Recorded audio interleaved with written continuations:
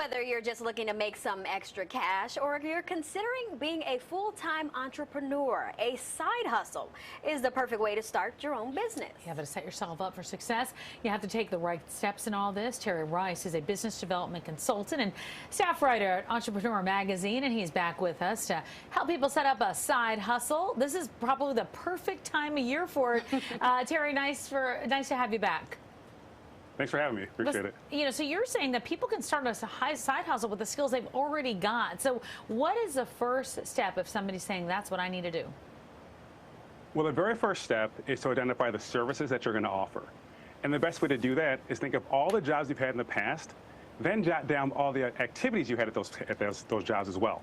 So what were your actual responsibilities?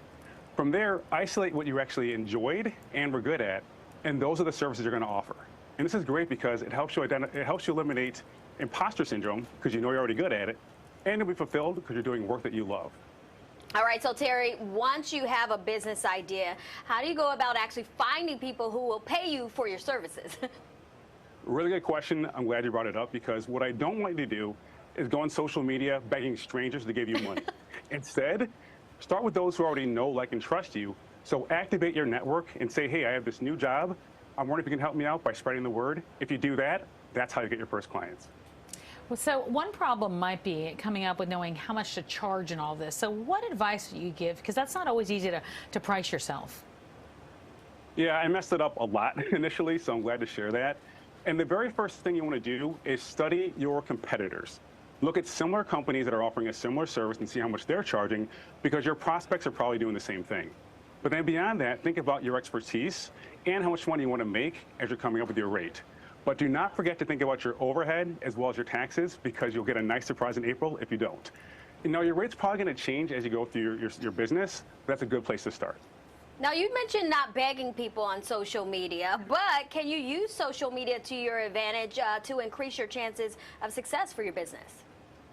Yeah, the more people know, like, and trust you, the easier it is to get clients. So by sharing your perspective, your worldview, your expertise, that's how you attract people that are eager to talk to you, as opposed to doing outbound marketing where you're reaching out to people doing cold calling. So, you know, it can all be super scary. I know you've got advice for people. If people say, like, I don't know where to get started with all of it, I feel like you just have to take that first step, right? Is that really the answer to it, instead of continuing to make it perfect? Yeah, just get started, and also learn to see failure as data, right? So things are not always going to work out too well, but if you can learn from it, pivot, and move forward, you'll keep on ascending and keep on optimizing your business outreach as well as your operations. So true. All right. Well, Terry, thank you so much for joining us today and sharing your insight.